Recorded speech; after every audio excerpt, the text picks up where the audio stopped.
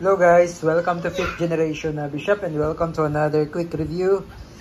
May tayong re-review ngayon na tatlong airgun rifle. Shoutout pala kay Sir Benji. So ito ngayon meron tayong SBR DPMS. This is Flat Dark Earth Edition.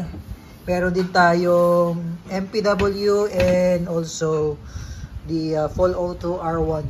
Okay, so first dito tayo sa DPMS, specs ng DPMS, adjustable yung buttstock niya, 6 position, tapos flip iron sight, yan, flip iron sight, and then adjustable foregrip, yan, model SPR FDE edition or the Flat Dark Earth Edition.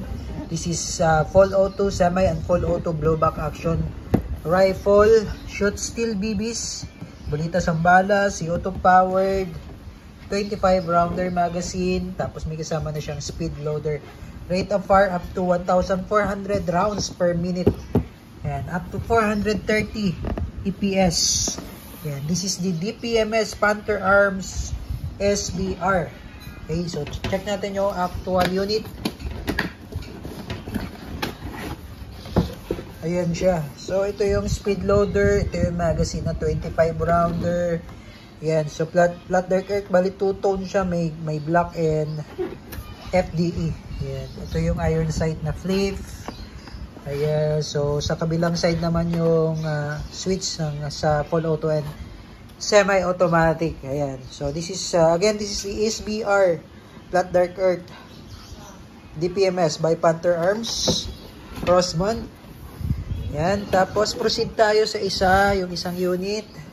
The MPW naman, yan, ito MPW CO2 powered rifle, full auto blowback up to 1,400 rounds per minute. Same lang sila sa SBR. Adjustable ER compatible stock, so adjustable yan. Then it comes with red dot, no? Si DPMS walang red dot kasama, si MPW meron na siyang red dot. Ayan. Pero si DPMS may foregrip na kasama, foregrip. Si MPW wala, pero meron siyang kasamang red dot optic. 25 rounder capacity pa rin, drop magazine, same lang din sila, drop magazine up to 430 APS, up to 1,400 rounds per minute. So this is the MPW Bushmaster. Okay, check natin yung actual unit. Okay, actual unit.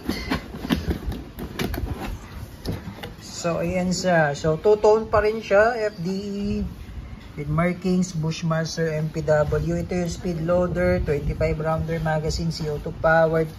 Then, this is red dot. Yan. Ito yung ER, buttstock, compatible ER. Ayan. So, that's the MPW Bushmaster. And then, last but not the least, the Crossman R1. Yan, Crossman R1, full auto, flip iron sight, tapos adjustable butt. Ayan, rate of fire 1,400, velocity 430, steel ball pa rin siya, and then CO2 powered. And yun yung Crossman R1. So check natin yung actual unit.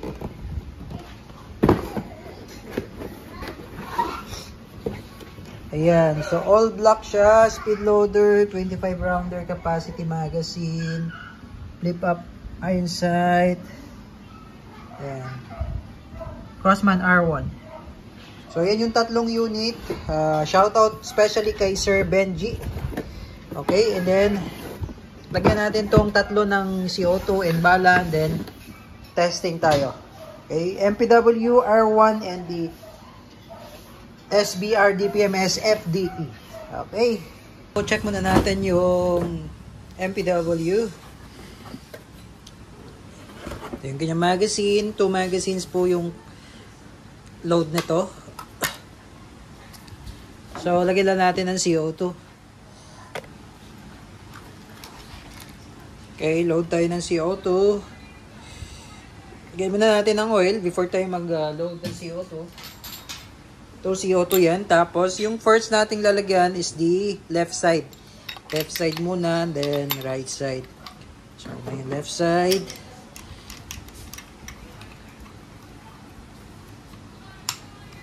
Kasi pag yung right side ang una nating lagyan, pre-flow po yan, sisingaw lang yan eh. So, left side muna, then the right side.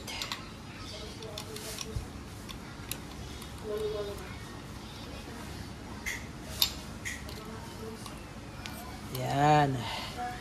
Okay, then after that, pwede nyo ilagay dito yung Allen wrench.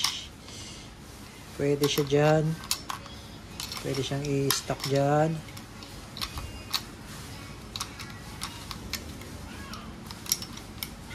Yan, and then lock. Yan, tapos paglo-load naman ng BBs, sagad nyo lang sa dulo, mayroon siyang stopper. Then this is the steel ball, 4.5mm steel ball. Yan. Okay, 4.5mm steel ball, load tayo. So paglo-load, dito lang, pasok mo lang siya dyan. Pupunoy natin para matest natin ng maayos. Yan. Okay, 25 rounder yan. Okay, so all goods. Meron siya speed loader pero di ko gagamitin speed loader. Ngayon, load up tayo sa, mamaya na natin i-install yung Red Dot Optics, sir. Load up tayo sa SBR. SBR, ito naman yung magazine niya ng SBR. So, same lang sila. So, itong magazine, pwede siya sa SBR, pwede rin siya sa SBR, pwede siya sa MPW, pwede rin siya sa R1. Interchangeable siya. So, pwede siyang palit-palit. So, ganun din siya yung paglo-load. Dalawang CO2 din yan. Ayan.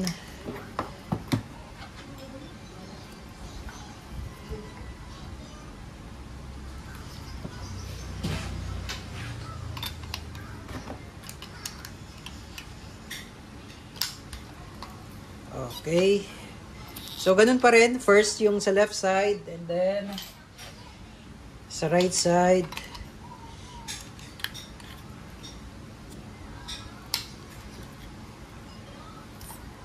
Okay.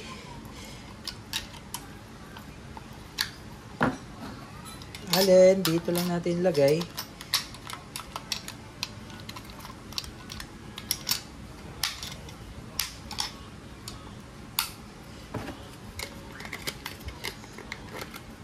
Okay, then, load na natin ng steel ball. Ganun din. May stopper din siya sa dulo.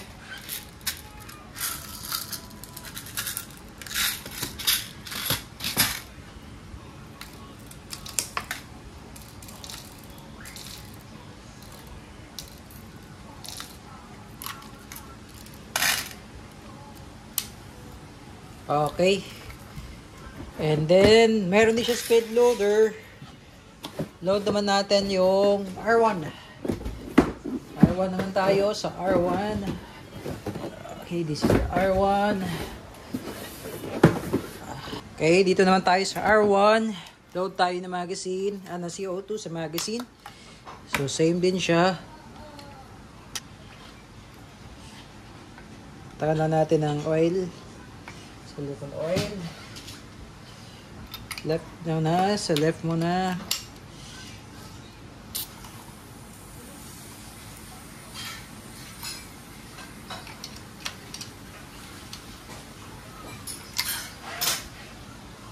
Then, sa right side.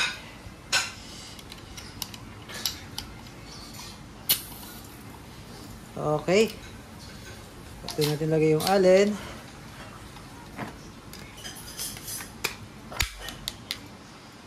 Okay, then, sa pag-load naman ng bala, ayan. Sikit mo lang sa dulo.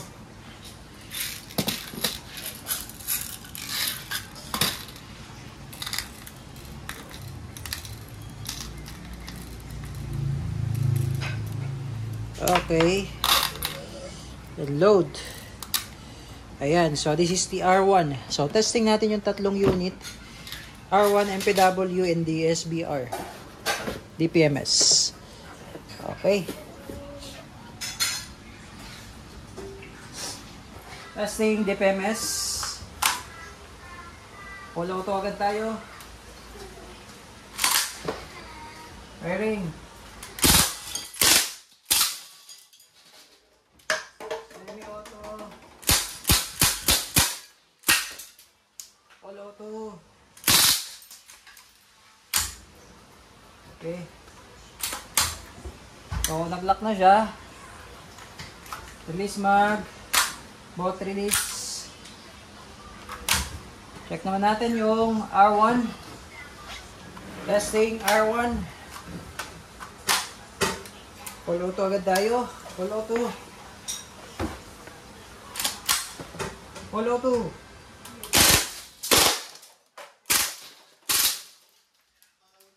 Semi-auto. Full auto. Open bolt. Release mag. Bolt release. Hammer down. Then, test tayo sa MPW. Hindi natin kinabit yung red dot.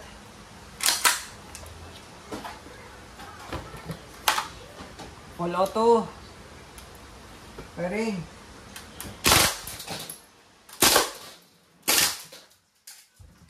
Semi-auto.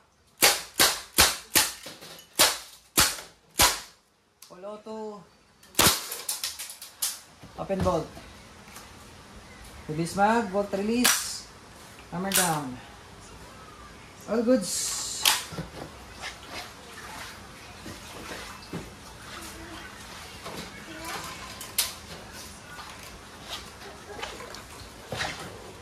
Nangyari sa plastic, oh.